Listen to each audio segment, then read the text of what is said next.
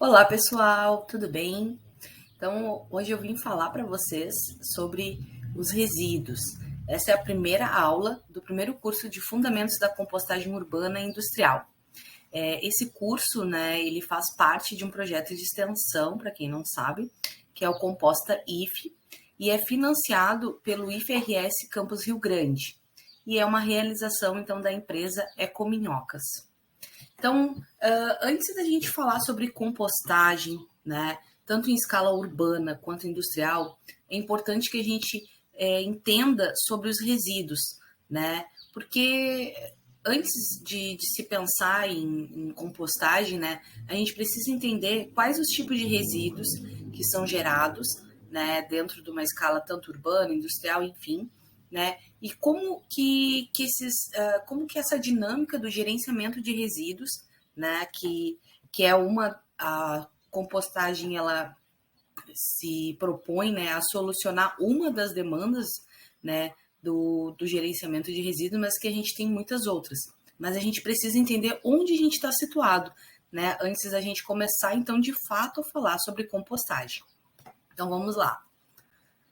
Para quem não conhece, né, quem não sabe o que são resíduos, né, a própria palavra, né, resíduo, ela já diz o que seriam, qual é a definição, né, de resíduos, que seriam então as sobras, né, aquilo que vai sobrar de processos que vão acontecer tanto por atividades humanas quanto atividades derivadas de animais, né, e processos produtivos. Então, quando acontecem esses processos num meio onde a sociedade, né, está inserida, né, um meio social, né, sempre se vai se ter resíduos de processos, né, tanto resíduos de processos agrícolas, enfim, do convívio em sociedade, a gente acaba gerando resíduos, né. Então a gente tem diferentes exemplos, né, que eu trouxe aqui para vocês, a gente vai falar melhor daqui a pouquinho, né, de resíduos. Por exemplo, a gente vai ter resíduos que são a matéria orgânica, que seria o quê? Os resíduos das cascas de frutas, de legumes, né, restos de restaurante. Então a gente vai ter diferentes, né, tipos de resíduos que vão ser derivados então desses processos produtivos. Além disso, a gente vai ter, por exemplo, óleos, como, por exemplo, dentro das nossas casas, a gente tem, então, uma geração do óleo, né, usado na cozinha, depois a gente precisa descartar de forma correta, né? Então, é um exemplo, né? Além, claro, numa escala industrial, ou a questão mesmo no próprio transporte, vocês devem ver no jornal, várias vezes aparece, o caminhão tombou, teve vazamento de óleo e a cargas, enfim, né, vão estar relacionados também com esses resíduos. Os efluentes industriais, né, também, né, vão ser resíduos, que seriam o quê, né, também a sobra de processos, né, que vão acontecer dentro do meio industrial. Então a gente vai, e normalmente esses efluentes industriais, eles vão estar muito relacionados com a questão de contaminantes, né? Porque normalmente eles têm, né, altas taxas de diferentes tipos de elementos e compostos que acabam podendo causar algum problema tanto à saúde humana quanto ambiental. E também outro exemplo que eu trouxe para você seriam os lodos, né? Derivados de estações de tratamento de esgoto, estações de tratamento de água, entre outros tantos resíduos aí que a gente vai, né, falar um pouco daqui a pouquinho. Então, para vocês entenderem o que seria de fato resíduos, tá? Lembrei resíduos, sobras, então já vai conseguir entender, né? Ligar os pontinhos aí para compreender o que seria de fato resíduos. Então, a gente tem que pensar também, né, que os resíduos, eles sempre não, em grande parte eles vão ter alguma política, né, principalmente ambiental, claro, que vai estar relacionada ao gerenciamento desses resíduos. No Brasil, né, para quem nunca ouviu falar, a gente tem a PNRS, que seria a Política Nacional de Resíduos Sólidos, que foi então instaurada em 2010. essa política ela vai trazer diferentes definições, diferentes diretrizes sobre como gerenciar, né, esses resíduos sólidos. E aí, então, o que seriam esses resíduos sólidos, né? Eles vão ser materiais, né, ou todos os materiais ou substâncias que vão ser resultado de atividades humanas que convivem em sociedade. E aí, quando a gente fala de resíduo sólido, é importante destacar isso, porque quando a gente fala resíduo sólido, as pessoas já pensam, mas deve ser então o material deve ser sólido. Não, na verdade, né, lá na PNRS a gente define resíduos sólidos como sendo aqueles resíduos, né, que eles podem ser encontrados tanto em estado sólido, semissólido, em recipientes, em líquidos, mas que eles não podem, né, por causa da particularidade, por conta das suas características, esses resíduos eles não são viáveis que a gente faça o lançamento diretamente numa rede pública de esgoto, por exemplo, ou em corpos d'água. Então, são resíduos que se precisa ter um atendimento, né, se atentar às suas características, né, porque eles precisam, então, ter uma destinação adequada e uma destinação, é claro, ambientalmente correta. Então, resumindo, vocês não esqueçam, né, até se quiserem dar uma olhada, né, nessa lei, né, nessa política, que, então, no Brasil, a gente tem essa Política Nacional dos Resíduos Sólidos, que é a PNRS, que vai, então, legislar dentro do nosso país, né, e, claro, os estados que compõem o Brasil, sobre como gerenciar, né, sobre o gerenciamento dos resíduos sólidos.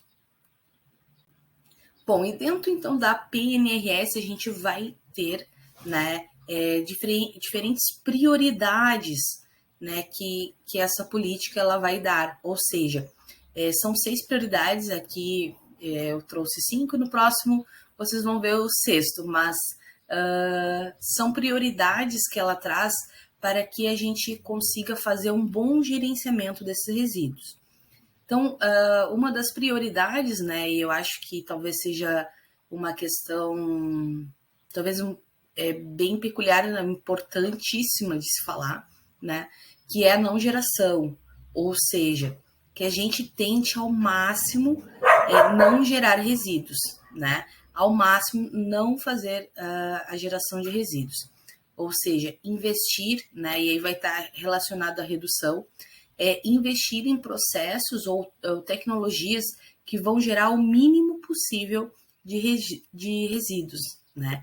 Então, tanto a não geração quanto a redução, elas vão estar relacionadas nesse ponto. É uma política, né, que implementa que o melhor mesmo é a gente não gerar, mas se gerar, que seja, então, uma geração reduzida, né? Uma geração que o quantitativo seja, então, reduzido. Essas duas são grandes prioridades e que a gente tem que levar em consideração também em nossa casa. Então, eu vou falar melhor para vocês. Depois, a gente vai ter a reutilização também como uma prioridade dentro da PNRS, que seria o quê? Muitas vezes, né, os resíduos eles podem ser reutilizados no próprio local onde ele foi gerado, né? Mas por muitos motivos, enfim, não se faz essa reutilização, né? É mais fácil a gente fazer um descarte do que realmente, de fato, reutilizar esses resíduos. Então, é importantíssimo que a gente entenda, né, que a reutilização, ela parte de um processo não só tecnológico, né, mas também de um cunho relacionado ao pensamento mesmo crítico, né, da gente simplesmente olhar para aquele resíduo e dizer, nossa, eu poderia reutilizar em outro local. Por exemplo, eu gosto de trazer os exemplos de casa, porque todo mundo consegue ver, né, perceber esses exemplos. Mas, por exemplo, aquele copinho de requeijão, né, que vem de requeijão, ou copinho de molho de tomate, né, que muita gente utiliza como copo. Tem pessoas que botam fora, né, que fazem um descarte daquele material.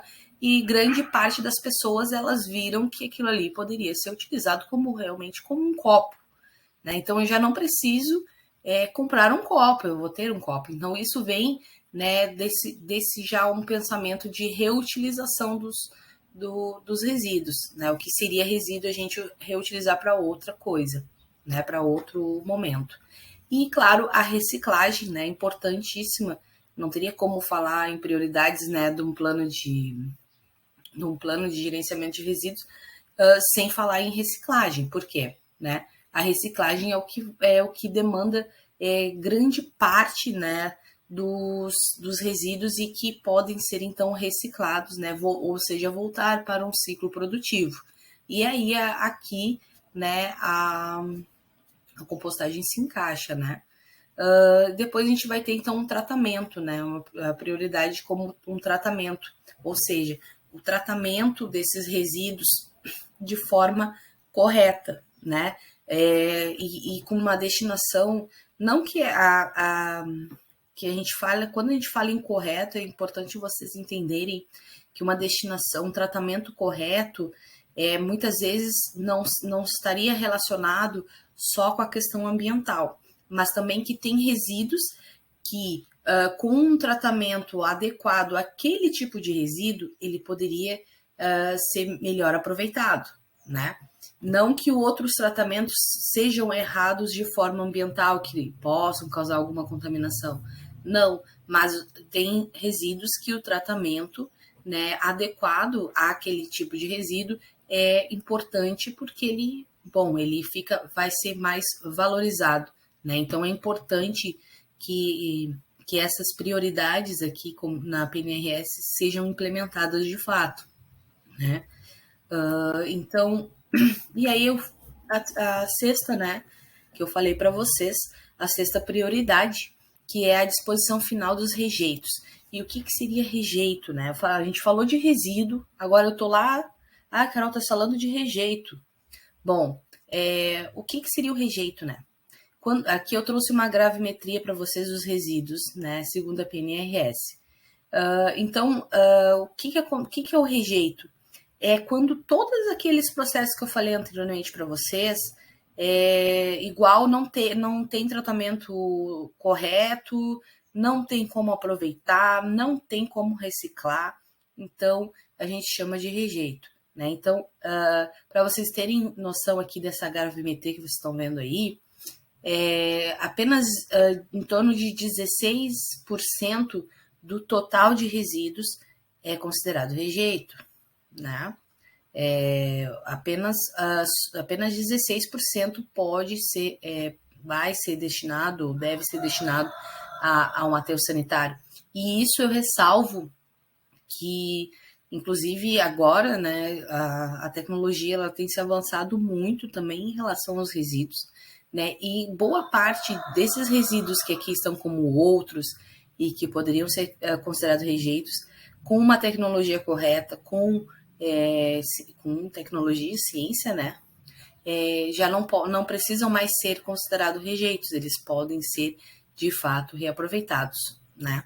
Então, são prioridades, né, que a PNRS traz e é muito importante que a gente entenda, né, que o que deve realmente ir para um aterro sanitário é algo que não tem, vamos dizer assim, aspas, solução, né? Outros resíduos que a gente pode realmente reciclar, que a gente pode trabalhar através da compostagem, fazer alguns tipos de processamentos dos resíduos e transformar eles em matéria-prima para outros processos, é importantíssimo que se faça de fato isso.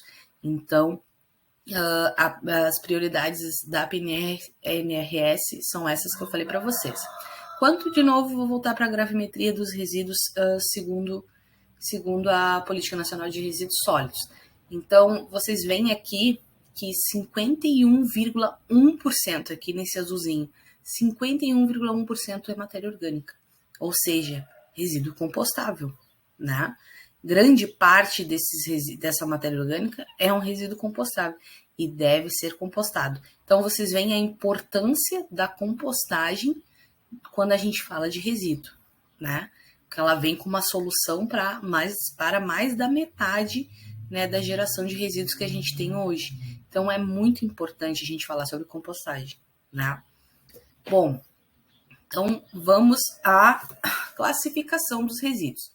Então, os resíduos, né, eles vão ter duas classificações principais. Não que isso vai ser um divisor de águas.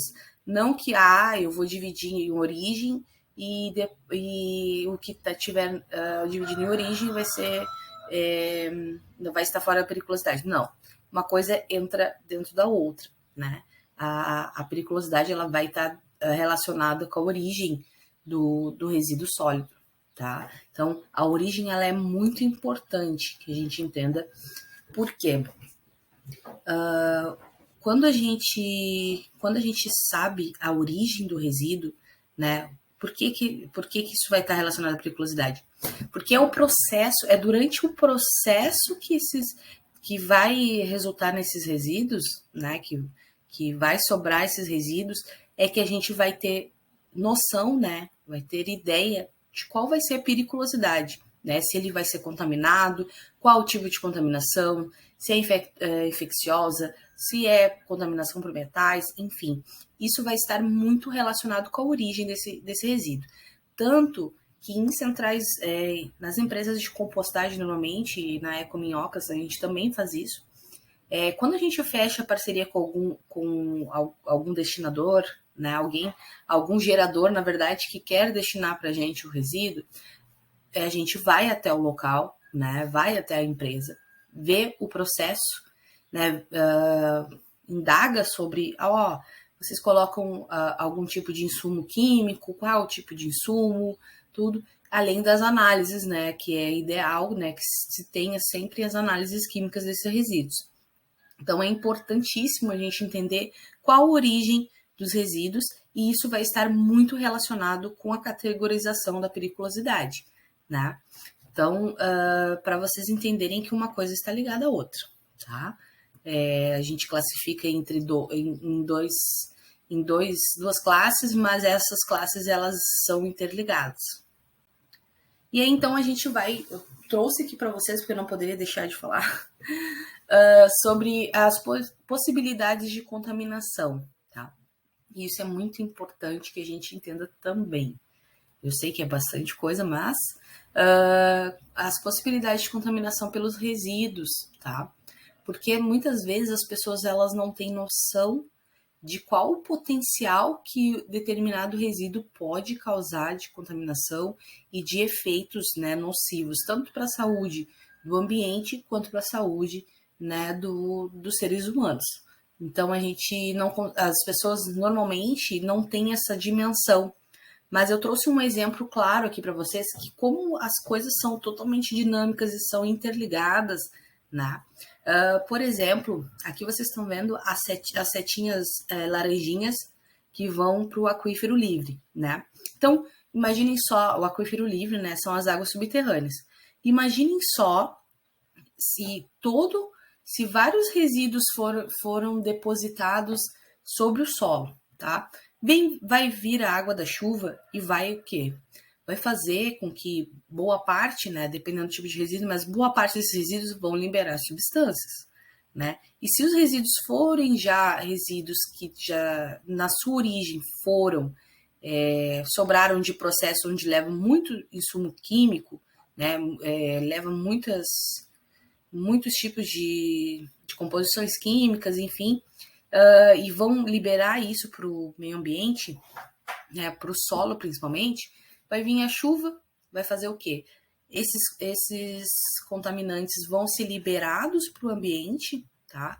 E aí com a chuva eles vão percolar o solo, né? O que seria? Lixiviação, né? Eles vão indo a água junto com aqueles contaminantes, indo para baixo, se aprofundando, e aí chegando lá no aquífero livre. E aí vocês veem, né, qual a dimensão de um aquífero livre, né? Ele é em dimensões de hectares, né, do que ele abrange. Então, a partir do momento que a gente contamina essas águas subterrâneas, a gente vai ter uma contaminação gigantesca em uma área muito maior do que aonde a gente depositou esses resíduos. Então é importante que a gente entenda o tipo de resíduo, a origem, né? E também as possíveis, né? As potencialidades de contaminação por conta daquele resíduo. Eu vou dar outro exemplo para vocês dessa questão da contaminação, que é relacionado aos resíduos orgânicos, por exemplo, os resíduos que a gente gera em casa, né? Os resíduos orgânicos que a gente gera em casa. A partir do momento que a gente começa a depositar no solo esses resíduos orgânicos, chega uma hora que o solo, né? Alguns chamam, o solo é um receptor, e ele realmente é um receptor de muitas coisas, mas ele também satura. O solo, ele não pode ter muita matéria orgânica. Ele tem que ter ali uma faixa de matéria orgânica certa. Quando se tem a mais, começa a se causar o quê? Um grande problema ambiental. Por quê? Eu vou dar um exemplo da água, né, e eutrofização.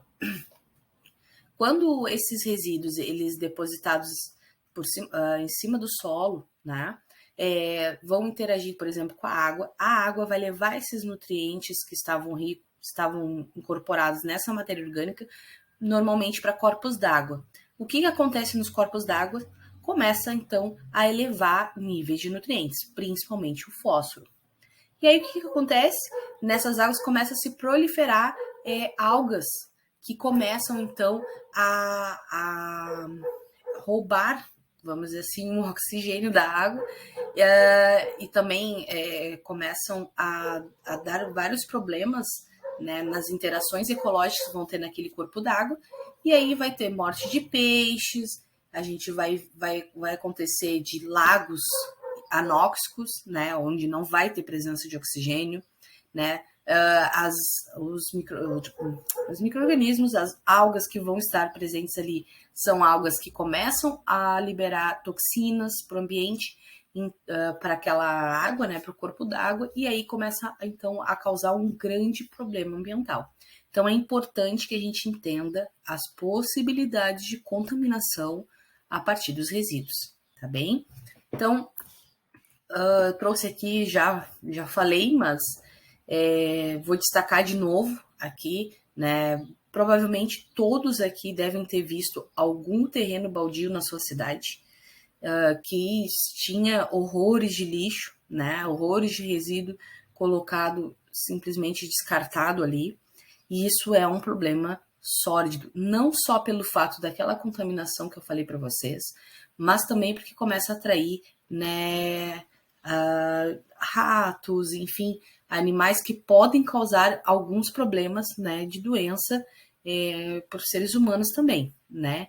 Então, é um problema, essas possibilidades de contaminação, quando a gente começa a ver, a perceber, a gente fica meio perplexo, mas é importante que a gente entenda isso, até mesmo para afirmar o nosso discurso da importância da gente fazer um bom gerenciamento dos resíduos, né? Então, salvem essa fala.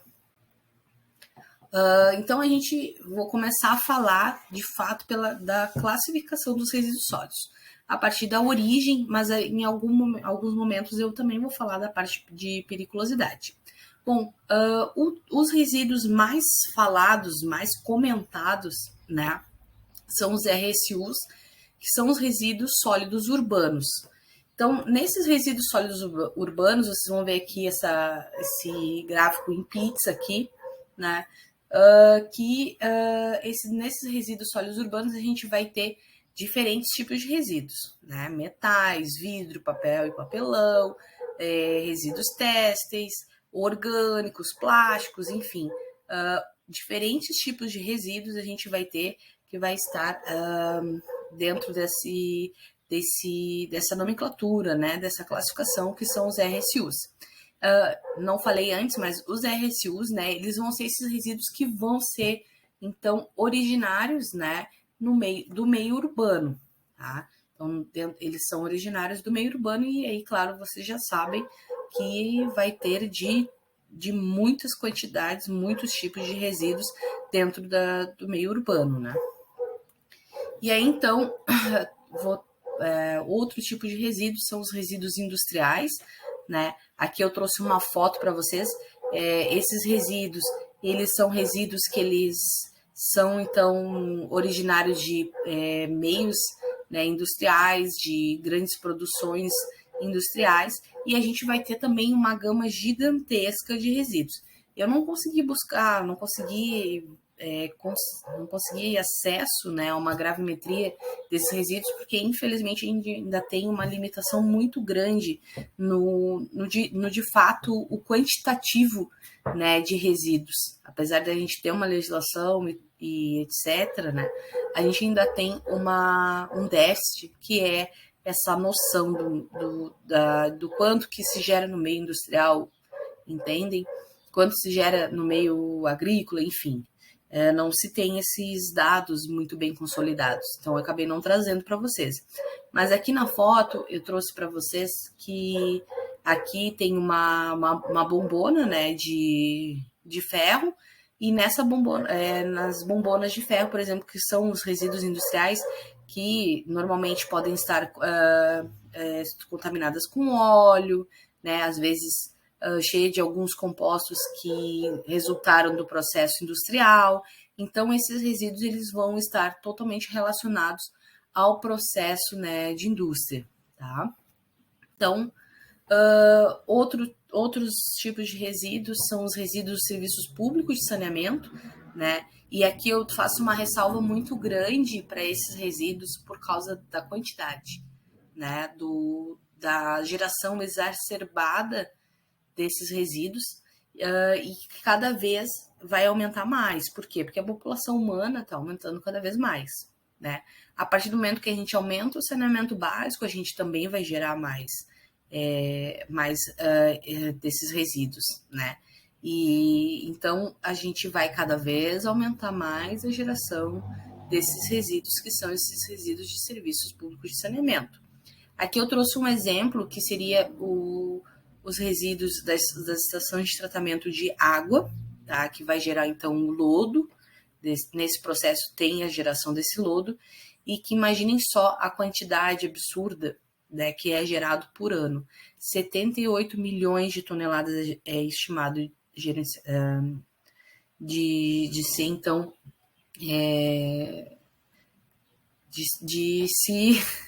de ter bastante geração, né, durante esse processo. Então, é uma quantidade absurda, né, de lodo de estação de tratamento de água, de ETA, né, que a gente acaba, então, gerando.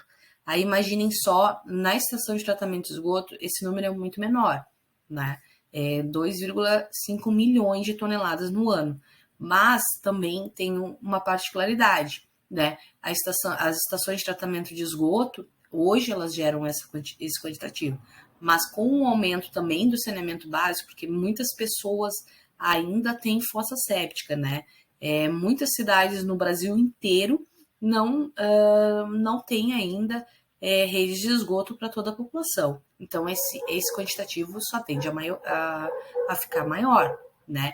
Então, imaginem só, são demandas de uma geração gigantesca, e que, felizmente e infelizmente, só tende a aumentar a geração desses resíduos.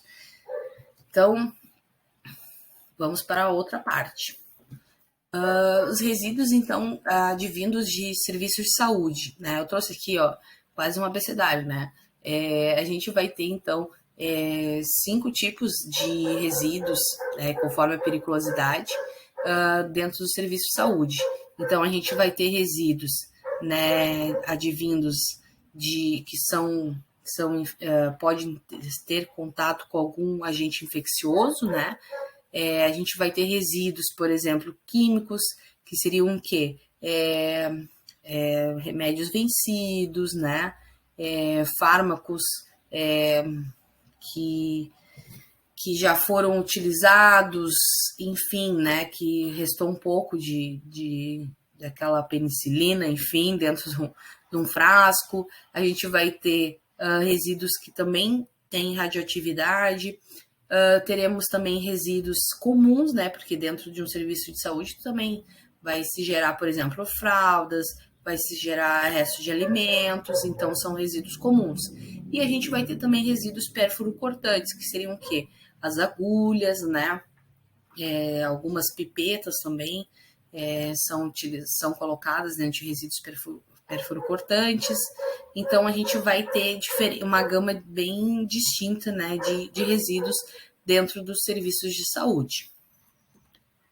E aí a gente tem também os resíduos advindos, então, da construção civil. Aqui também eu trouxe uma classificação desses resíduos, né? Então, dentro da construção civil, a gente vai gerar diferentes tipos de resíduos, tanto sobras de obra, quanto as sobras, né, de pintura, enfim, tudo relacionado, né? As embalagens também, né, dos produtos e materiais que vai ser utilizado na obra. Então, tu vai ter uma gama distinta, né, de resíduos gerados dentro da construção civil. Tijolo, telhas, papelão, né, restos de madeira, então tintas, enfim. É uma gama gigantesca e que são classificadas, então, em A, B, C e D, né, quanto à periculosidade. Depois a gente vai ter também os resíduos, né, gerados no meio agro-silvopastoril. O que seria isso? Né? Ai, meu Deus, eu nunca ouvi falar nessa palavra. Bom, os resíduos de origem agro-silvopastoris, eles vão estar relacionados ao agro, né, a plantações, né, as atividades que estão totalmente relacionadas ao agro, também a pastagem dos animais, né, do boi, vaca, enfim, a plantação, né, por exemplo, um resíduo agro-silvopastoril as embalagens de agrotóxicos, né, que tem uma grande periculosidade tanto para o meio ambiente quanto para os seres humanos. Então, se tem que ter um cuidado maior com esse tipo de resíduo, né? Mas a gente também vai ter outros resíduos que, inclusive, a gente pode utilizar na compostagem, né? Como, por exemplo, as cascas de arroz, né? Serragem. A gente vai ter, por exemplo, os estercos animais, né? O lodo que gera em leitarias, né? Para quem não conhece leitarias, também se gera um lodo, né? Nas leitarias e que também pode ser utilizado para compostagem, por exemplo, né? E é um resíduo agro-silvopastoril. Depois a gente vai ter também os resíduos originários do transporte, né?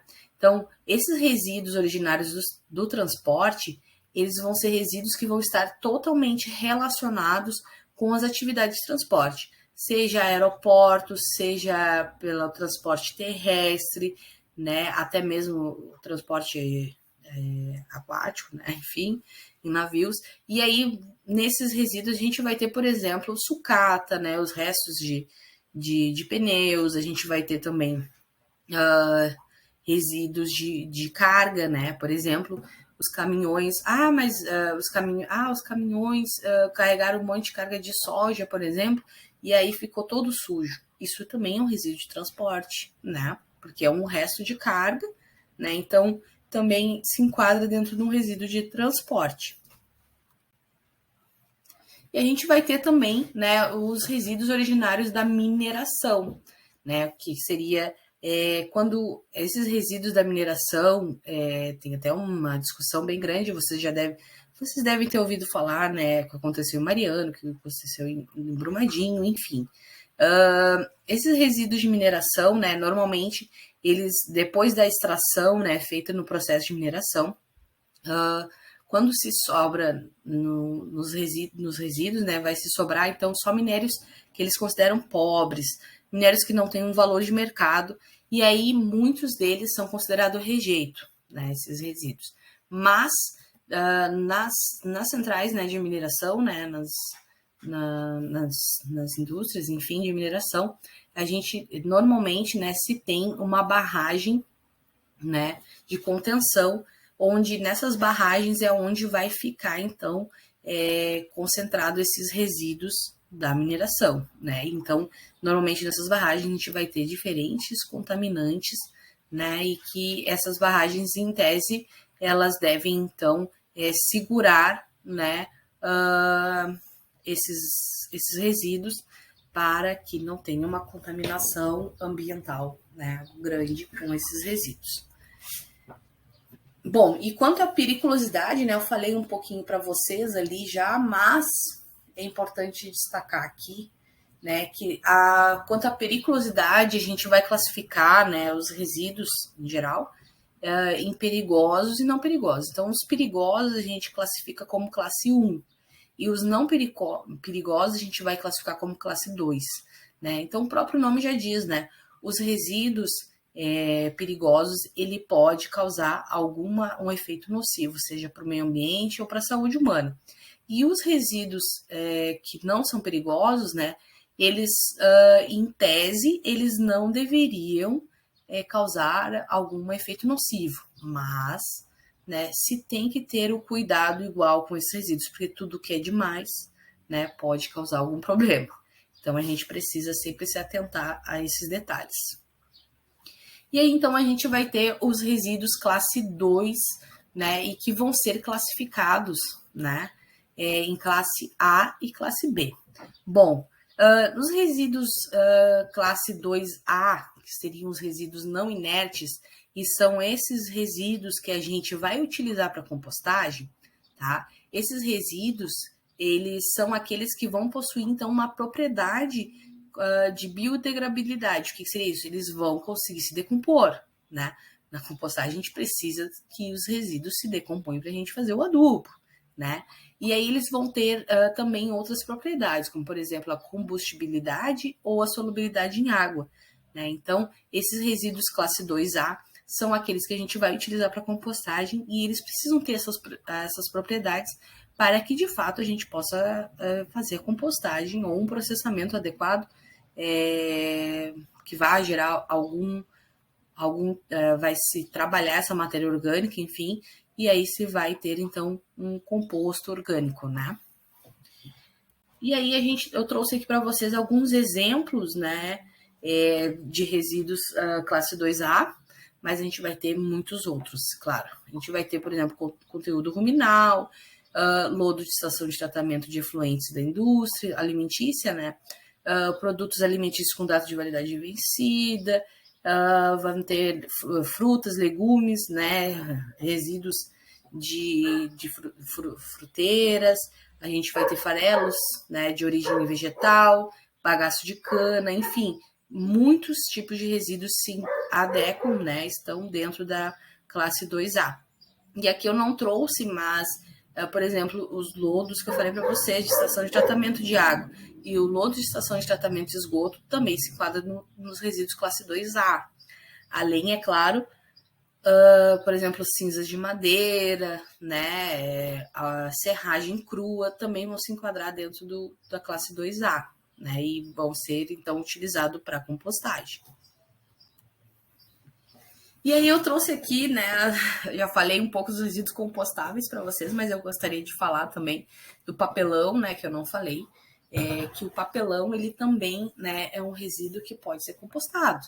Não contendo tinta, podemos utilizar na compostagem.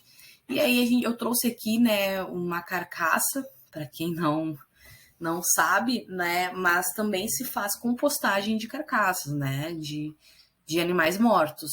Então, inclusive aqui no país, né, tem algumas empresas que estão já compostando pets, né, os pets das pessoas, o pessoal tem, então, levado para compostagem, porque acho que é um destino mais digno para o animal, né, do que apenas ir lá enterrar ele. Então, já é uma realidade. E uma questão duas questões, na verdade, muito interessantes em relação a isso, tá? A questão da compostagem de animais mortos, é que em Portugal, por exemplo, já se está implementando, né, em vez de cemitérios, estão então implementando que as pessoas, né, que vieram a óbito sejam então compostadas, né, cemitérios compostáveis. Imaginem só que legal a ideia, né? Claro que é algo que para trazer para o Brasil vai demorar um bom tempo, mas já se está implementando em Portugal. Por quê? Né? O que acontece? Os cemitérios, eles são um grande ponto de contaminação do solo e da água, né? Antigamente, agora já não é tanto, mas antigamente, né, se enterrava as pessoas em covas muito fundas, e aí o que acontece? As pessoas tomaram remédio, né? Tomaram muito remédio, enfim, e aí conforme vai se decompondo o corpo, né? Ele vai liberando diferentes tipos de substâncias. E aí essas substâncias vão parar onde? Nos corpos d'água, né? Vão então causar problemas no solo, né? Matando micro-organismos, por exemplo, aquela pessoa tomou muito antibiótico, veio a falecer, e aí aquele antibiótico não tem uma degradação muito fácil no meio ambiente, fica ali, interage com micro-organismos do solo, né? Que fazem o bem, né? Para o solo, vão acabar matando aqueles organismos e causando um problema ambiental. Então, os cemitérios hoje são problemas ambientais e que a gente também está tentando resolver a partir da compostagem. E aí, outra questão das carcaças, a gente tem várias histórias sobre as carcaças.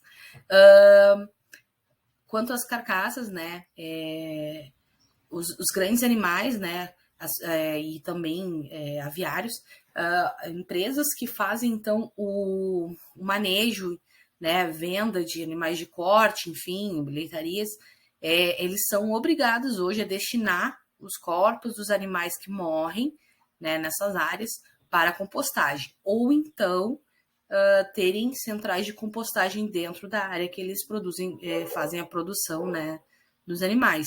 Então, um crescente dentro da compostagem e que também é importante a gente destacar e falar aqui, né?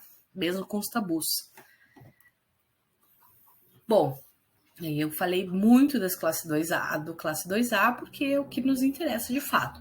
Mas a gente vai ter também o classe 2B, que são os resíduos considerados inertes, né? Que são os resíduos que... Por que eles são inertes, né? Porque eles não têm a característica do resíduo, né? Ele não vai ser decomposto, não vai ser biodegradável, né? Ele não vai ser inflamável, ele não vai ter muita solubilidade em água, né? Então, e normalmente esses resíduos a gente faz o quê?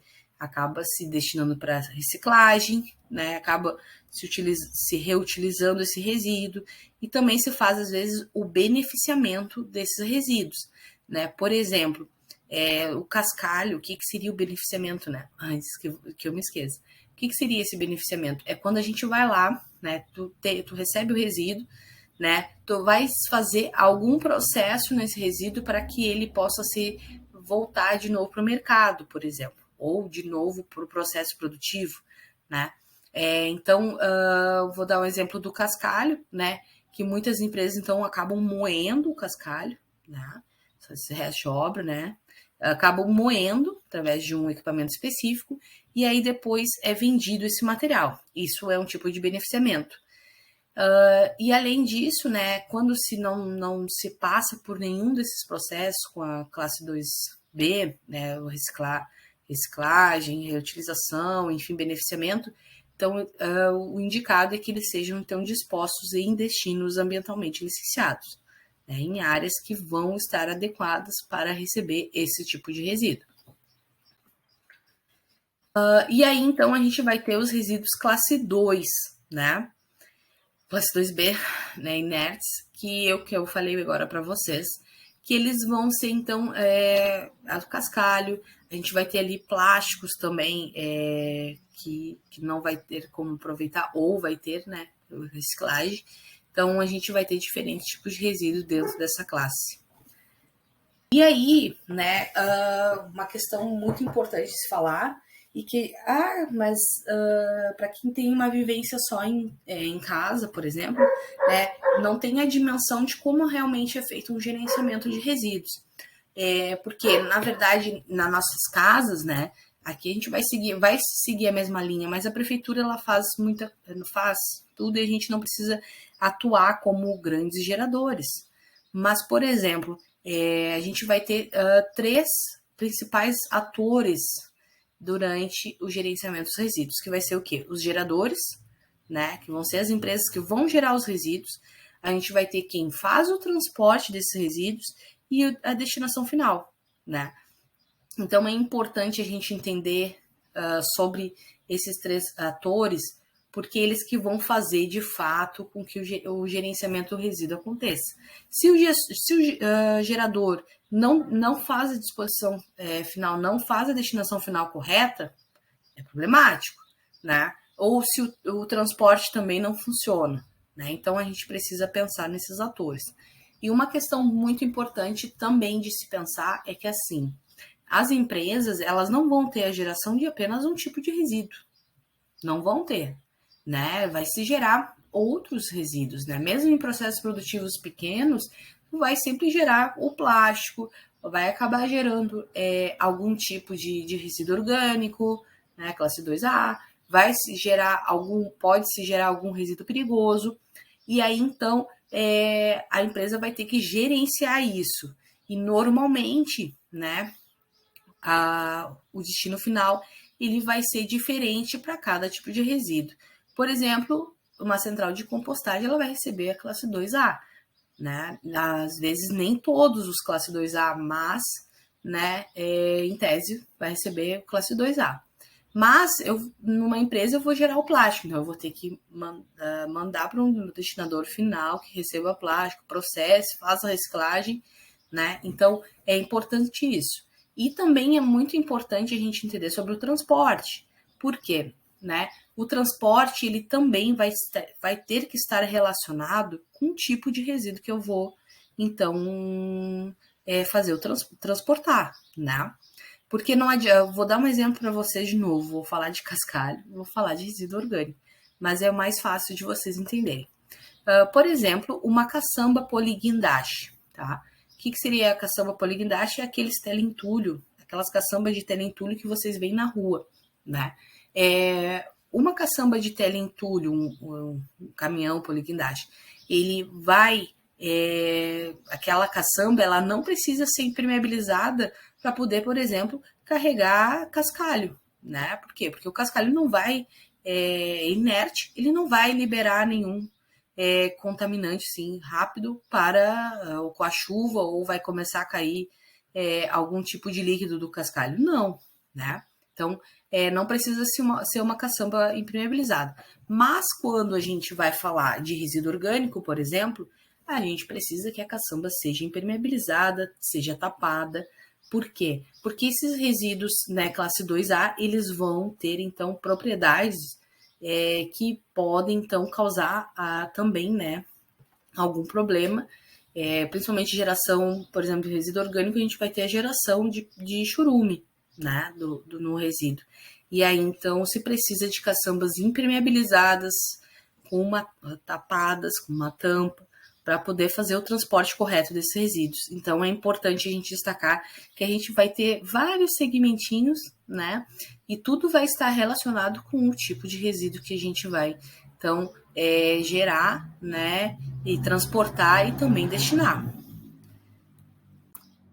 Bom, e aí, como que é feito esse gerenciamento? Mas como que o órgão ambiental, ele vai, de fato, né, saber o que eu estou fazendo com o meu resíduo dentro da minha empresa? E aí, então, a gente vai ter um sistema, né, que é um sistema MTR, que a gente chama, né, que é o sistema, né, de manifesto de transporte de resíduos. Esse sistema, ele vai ser... Cada estado vai ter o seu próprio sistema de MTR, que o órgão, né, órgão ambiental de cada estado que vai, então, acompanhar esse sistema, né? Então, aqui no Rio Grande do Sul, que faz esse trabalho, né, de acompanhar o sistema MTR é a FEPAM. E aí, então, como que funciona esse sistema, basicamente, né, para vocês entenderem?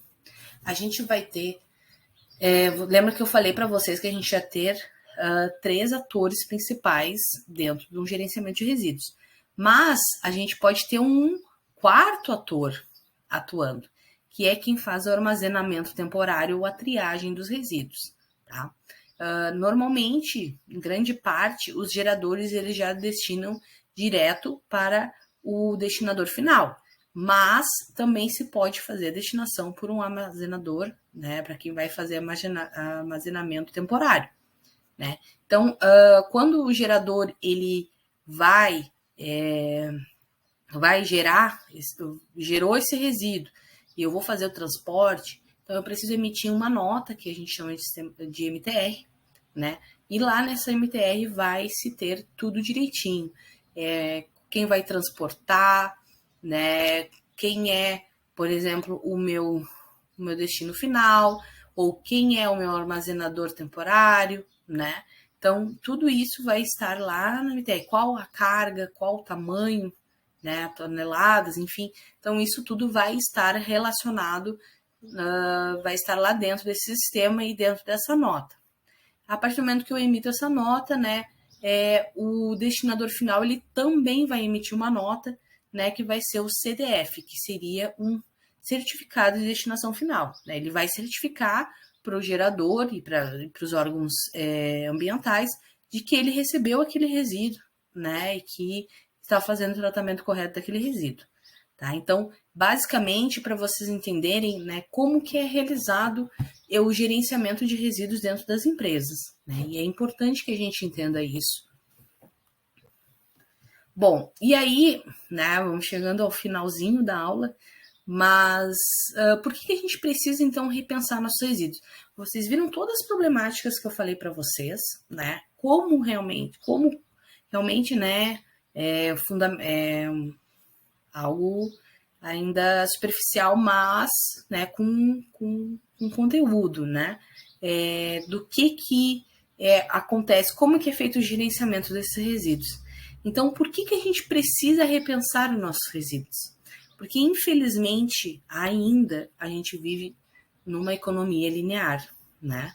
E já se tem gesticulado, já se tem falado, já se tem está sendo implementado ainda em passos lentos, mas está caminhando aos poucos, né, para outro pensamento, mas ainda assim a gente ainda tem uma economia linear, ou seja, a gente vai lá, faz o uso dos recursos naturais, né, extrai esses recursos naturais, produz matéria-prima, vai para um processo produtivo, né, distribui esse produto, enfim, esse material, depois se usa, se consome, e aí o que sobrou, que é o resíduo, a gente simplesmente descarta e coloca num aterro sanitário, né?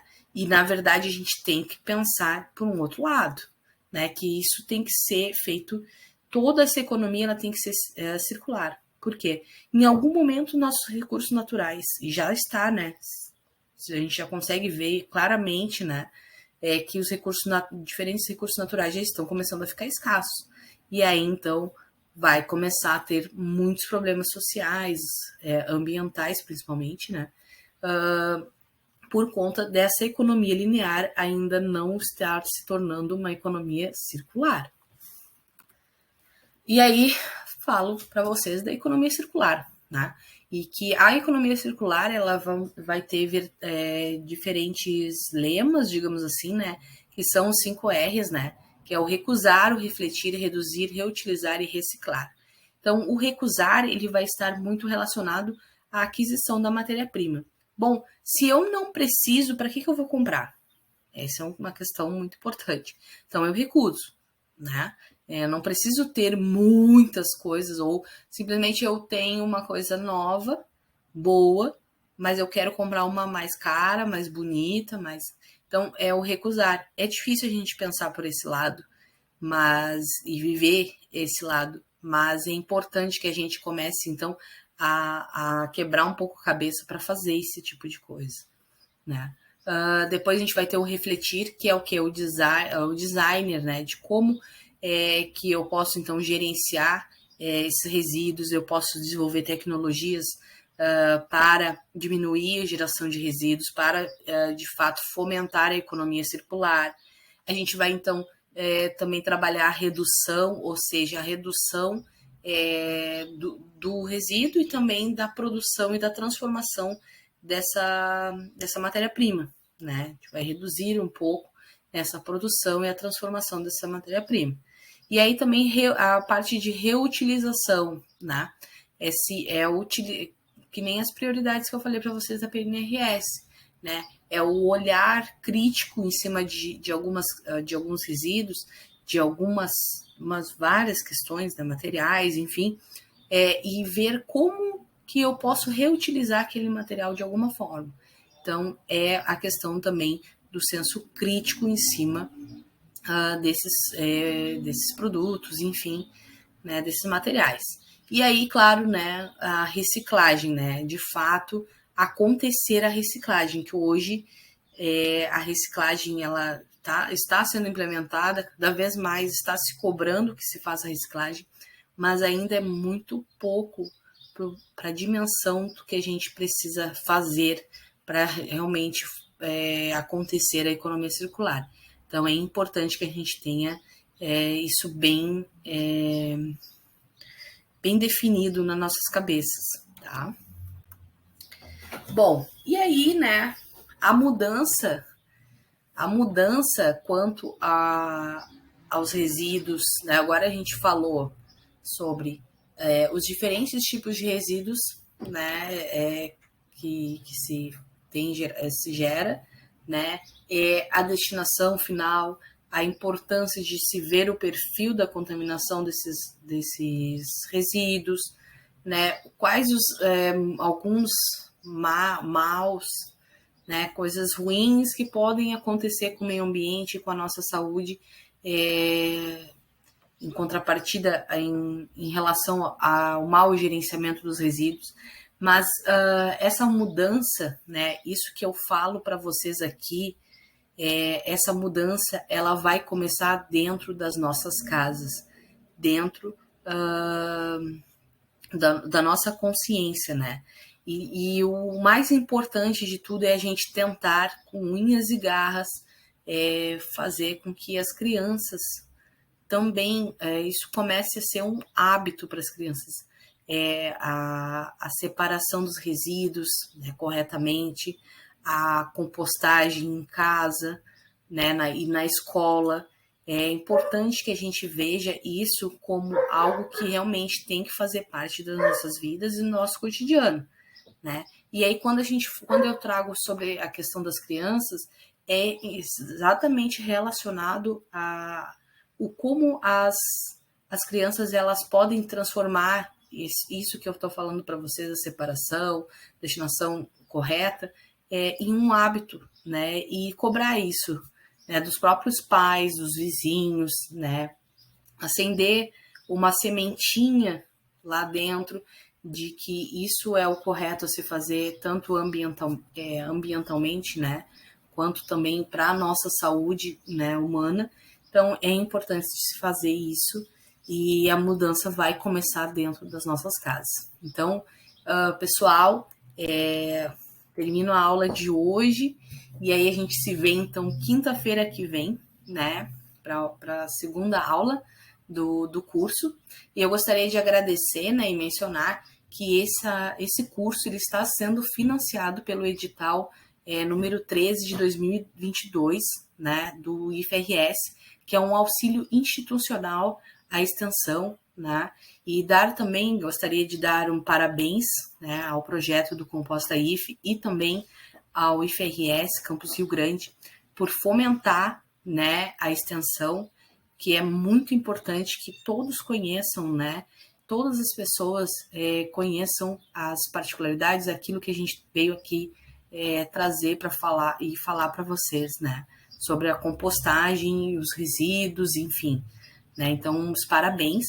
E também gostaria de agradecer a empresa Ecominhocas, né, que me oportunizou de estar aqui hoje falando com vocês, tá bem? Um abração e um beijo para todo mundo. Tchau, tchau.